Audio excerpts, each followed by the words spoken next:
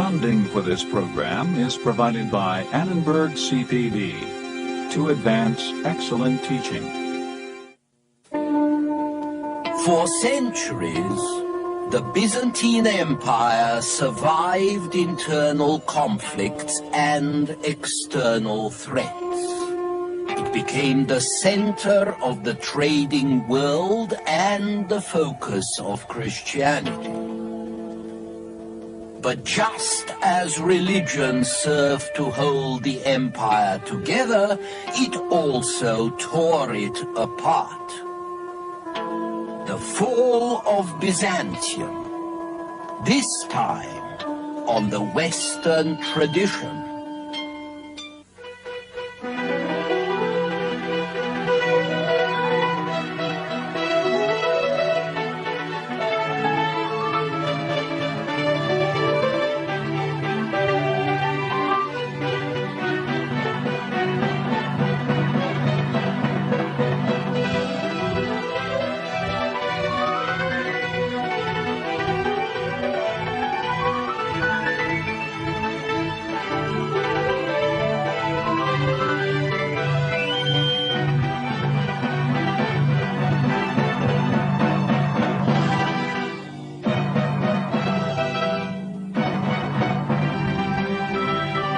And now UCLA Professor Eugen Weber's continuing journey through the history of Western civilization.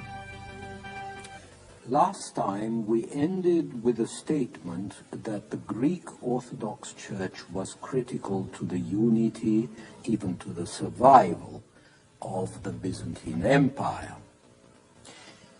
In the United States, with our constitutional separation of church and state, it's sometimes hard to understand just how powerful a political force religious institutions can be.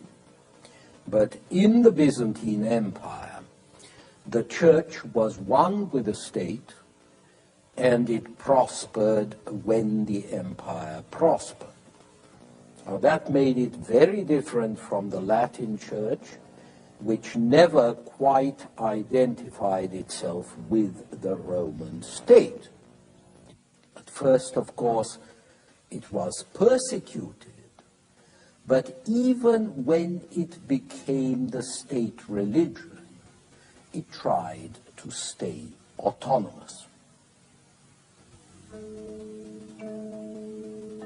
When the Eastern Church sent out missionaries like these, however, they were also ambassadors of the Byzantine state. And the pagan rulers they converted became political allies of the empire as well, or at least it was hoped they would so become. The best example of this religious diplomacy occurred in the 9th century when two missionaries, Cyril and Methodius, later canonized, produced a script and liturgy that would be adopted by the Bulgarians and by the Slavs of the Balkans. In the 10th century, the Slavs of Russia adopted them too, and that is why today the script of the Russians is Cyrillic, or if you like, Cyrillic. The other side of the coin, however, was that religious dissent in the Byzantine Empire easily turned into political division and vice versa. The political stability of the empire, even its unity, were affected by theological disputes.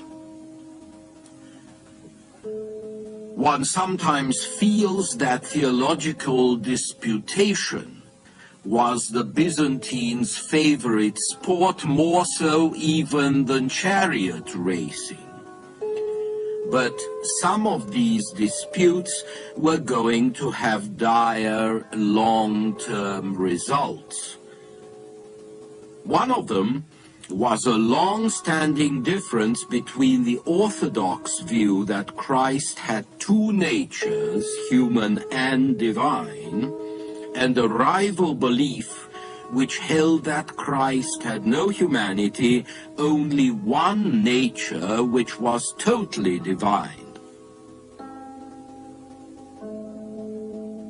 The people who believed in one nature were called monophysites, literally one-naturists.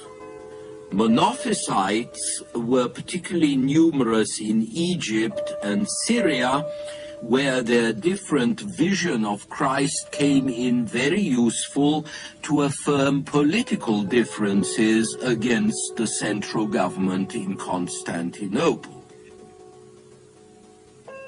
And so the dispute went on for a couple of centuries, and it became particularly bitter in the 7th century, just when unity was needed most, as a new and explosive force burst onto the world stage. In the Arabian Peninsula, a prophet had arisen. His name was Muhammad, and in just a few years, he united the fierce, warlike Arab tribes into a confederation dedicated to the spread of a new religious message, the message of Islam. Muhammad's revelation was that there was only one God, Allah, and Muhammad was his prophet. There had been other prophets, Moses, Jesus, but Muhammad said he was the last and the only one to reveal the whole truth of what God was about. The religion he preached was simple and accessible, a strict monotheism with none of the complications that Christians had developed, a straightforward ritual rather similar to that of the Jews and related to cleanliness and hygiene, the emphasis of basic virtues like courage, charity, hospitality, and the important promise that those who fell in battle for the faith went straight to a paradise, which the holy book of Islam, the Quran, described in detail, and which sounds a lot more fun than the paradise of Christians or Jews. Combined with military force, the message of Islam proved very potent indeed.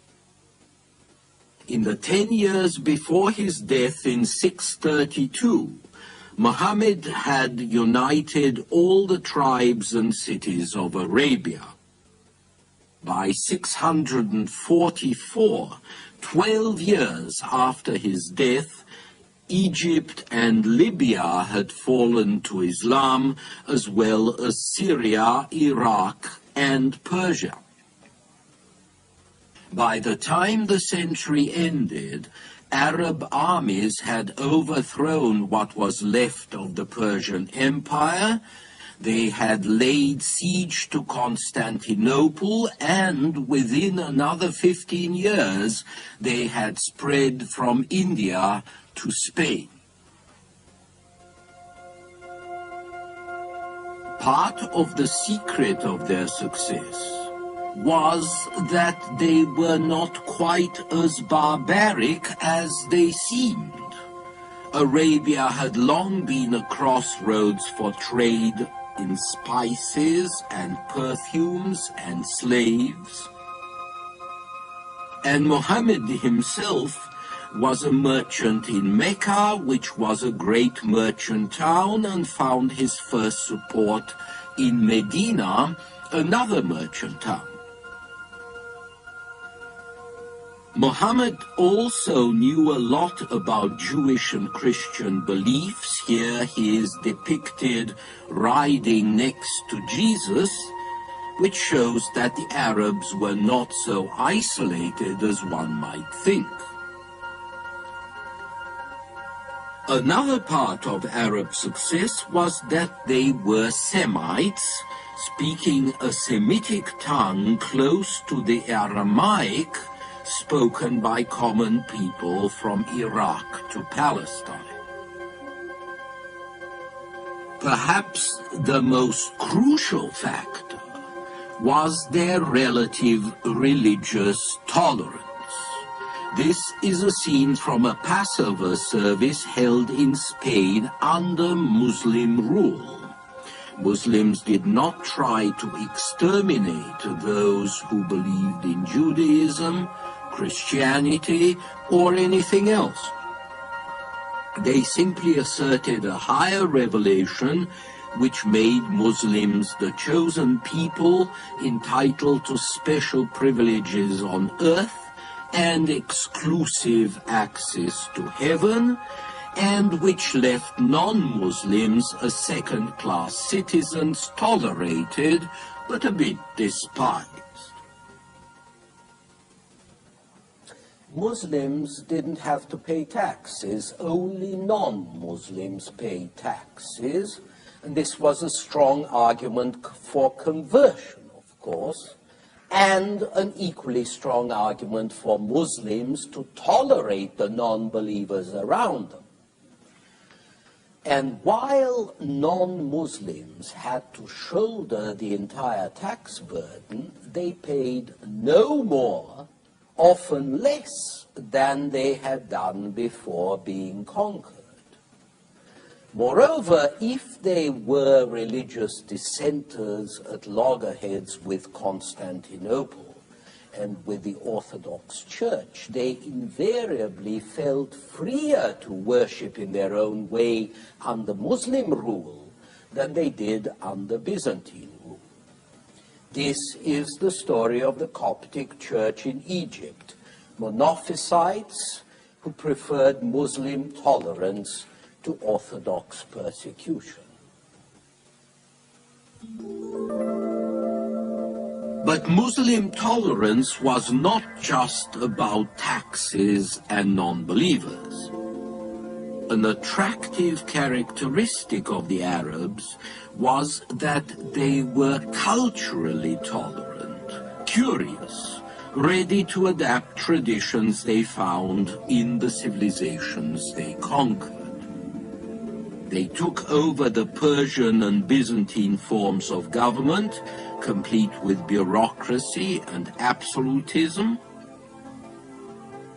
but they also preserved the cultural heritage of Greece and Persia, philosophy and geography, astronomy, mathematics, chemistry, and in many cases they improved on them.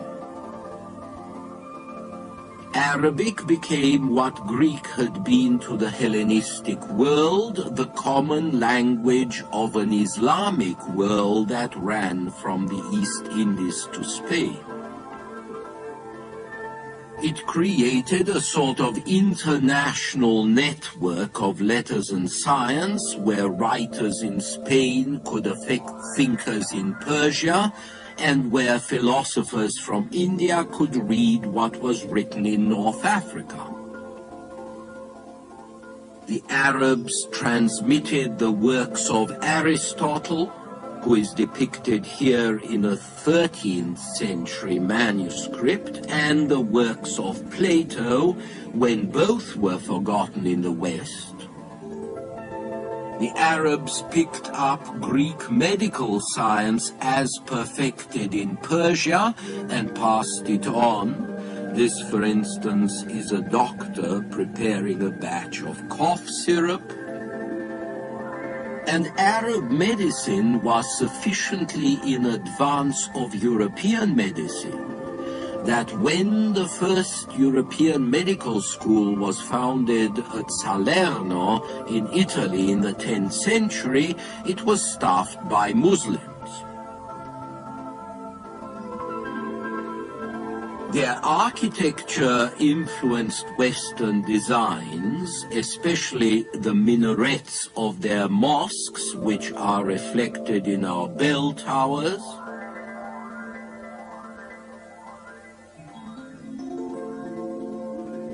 They borrowed from the Hindus what we now call Arabic numerals.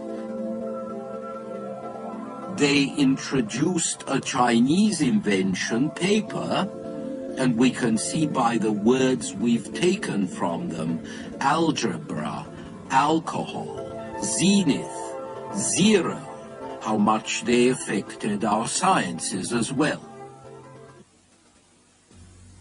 Militarily, Islam was checked in the 8th century. In 718, the Arabs were stopped in the east after a year-long siege of Constantinople. And in 733, they were driven out of Gaul by the Franks. But the influence of their civilization was going to affect backward Europe for centuries to come.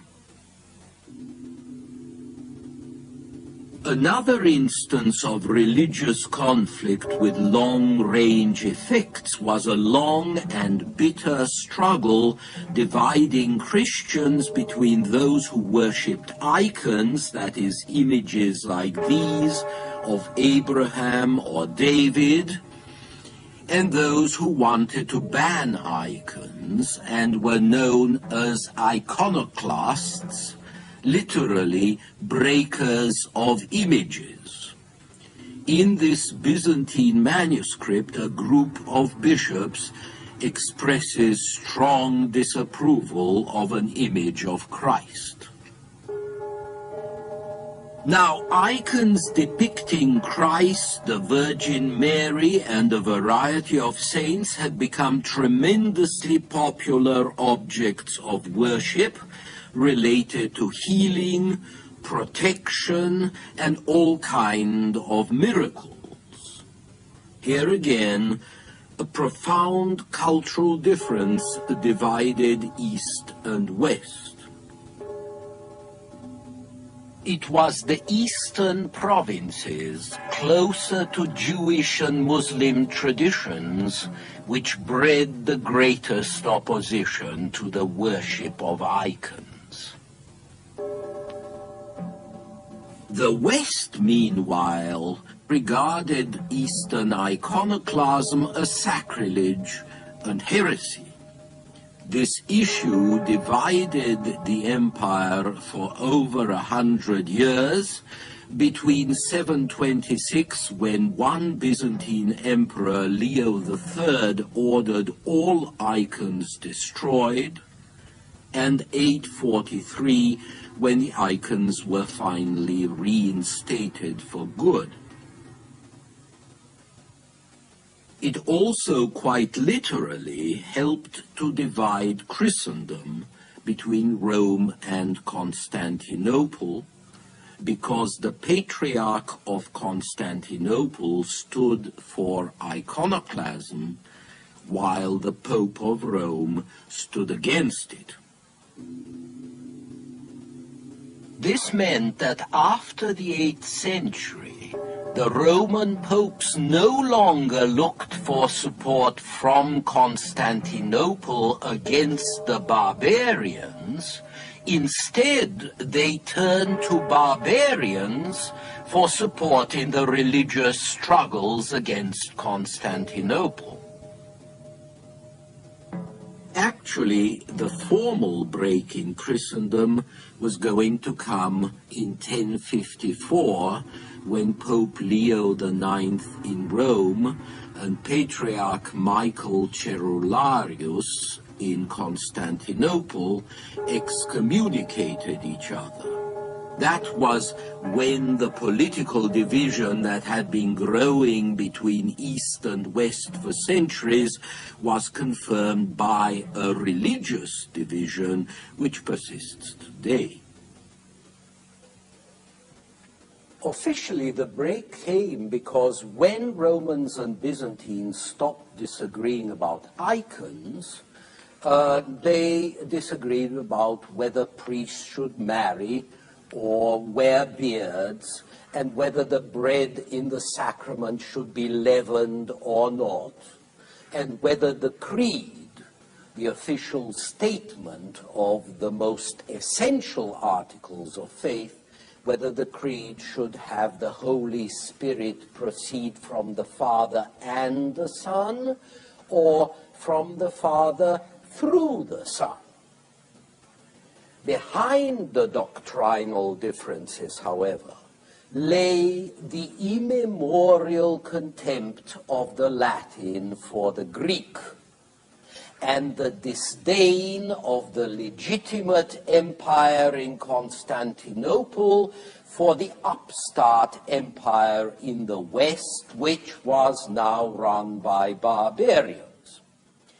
And behind that, there must have been, too, the simple fact that the empire was no longer united in any way, that its parts had become quite different, with one speaking in Latin and the other in Greek.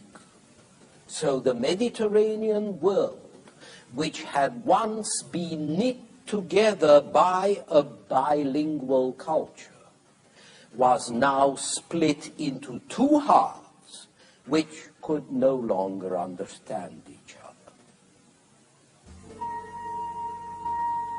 The only thing that East and West had in common by the 8th or the 9th century was the agreement that Constantinople was the city, the great marketplace, the focus of the Christian and the trading world. Constantinople had paved streets that ran for miles. It was lined by arcades full of countless shops with running water in every quarter, with a hippodrome greater than the Colosseum, and 4 gilded horses above the emperor's box, which were later stolen by the Venetians to adorn the facade of their basilica. And above everything, the wonder of Santa Sofia, the great cathedral which had been rebuilt by the Emperor Justinian in the 6th century after the previous church had been burnt down in a riot. The harbor was crowded, the bazaars were full of people and goods from all over the world. As one visitor explained in 1161, great stir and bustle prevails in Constantinople in consequence of the conflux of many merchants who resort there both by land and sea from all parts of the world, from Babylon and Mesopotamia, from Media and Persia, from Egypt and Palestine, from Russia and Hungary, and from the West.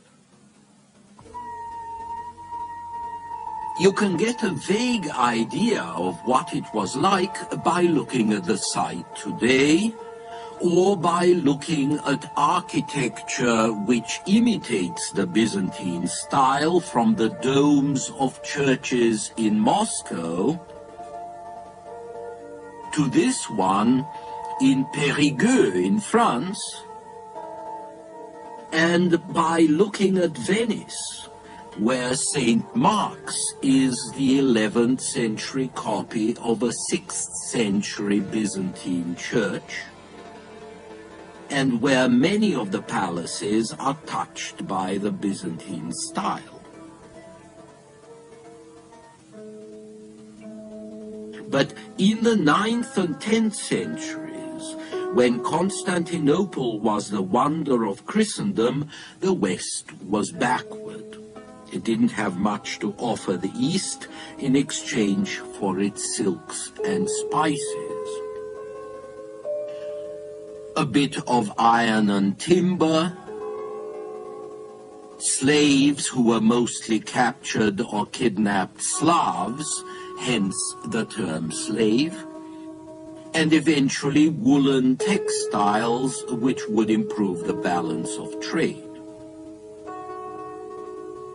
But for a long time, the Byzantines despised Westerners as barbarians, which they were, and as poor barbarians, which was worse.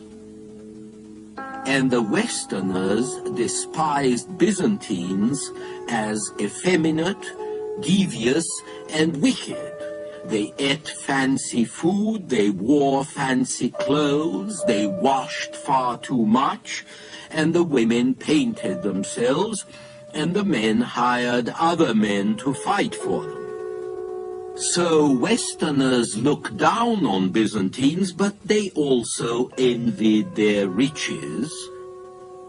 And this attraction which drew them to the glamour and the splendor of Constantinople was dangerous, because if all roads led to the city, to New Rome, then everybody was likely to wind up there with fair intentions or foul. The Byzantine Empire had already been beset by a number of pressures, from the Turks in Anatolia, the Normans in Italy and Greece, and especially the Italian sea powers, Genoa, Pisa, and Venice.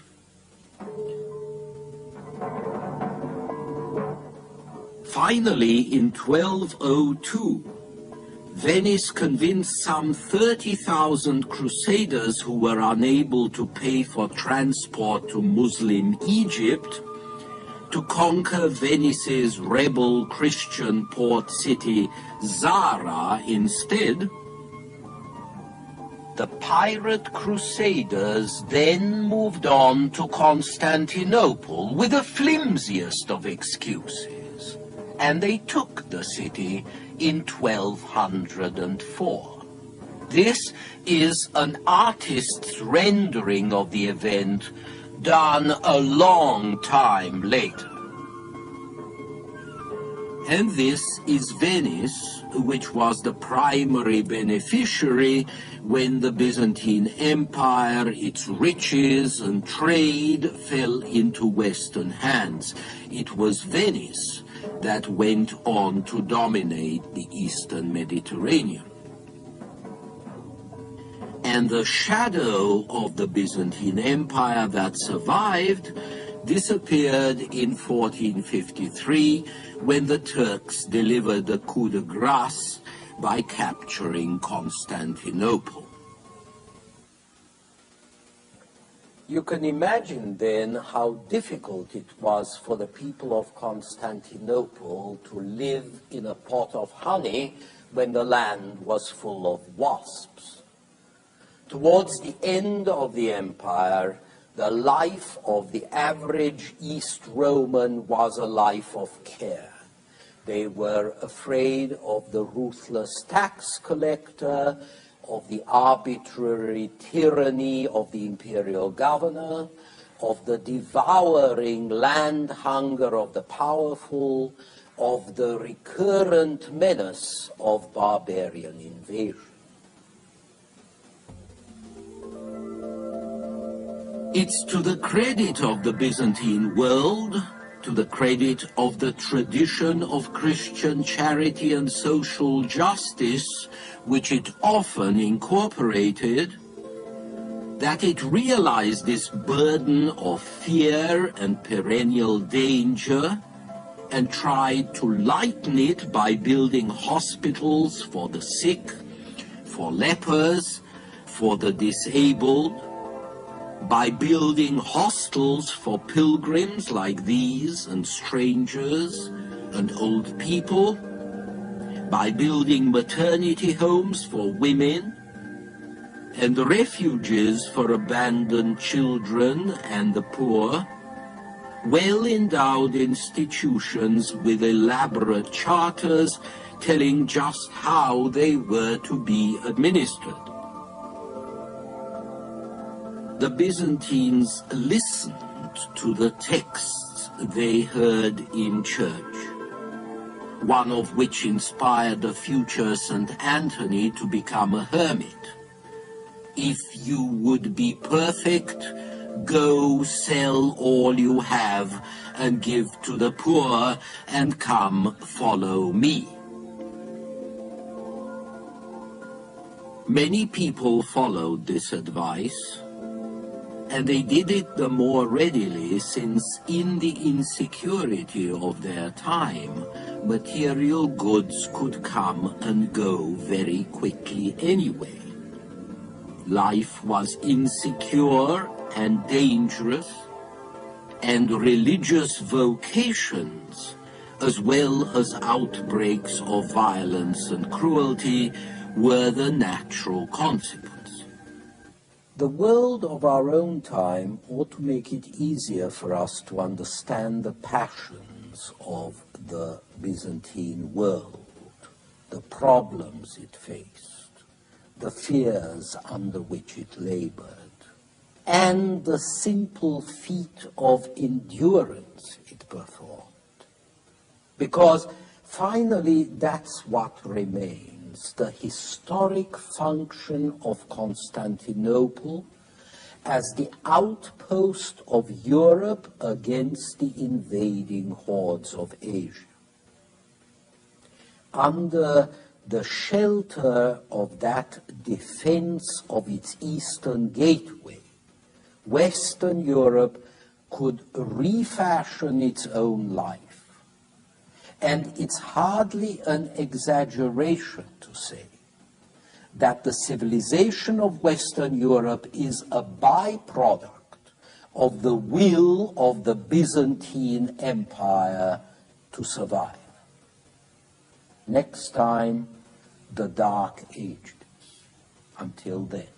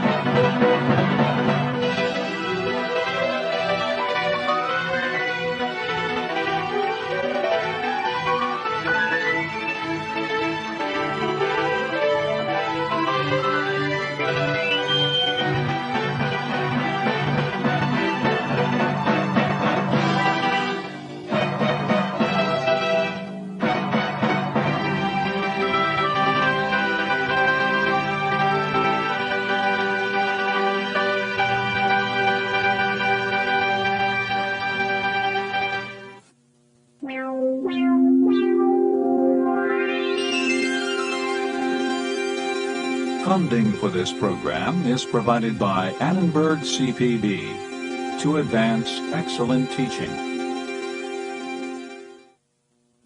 For information about this and other Annenberg CPB programs, call 1-800-LEARNER and visit us at www.learner.org.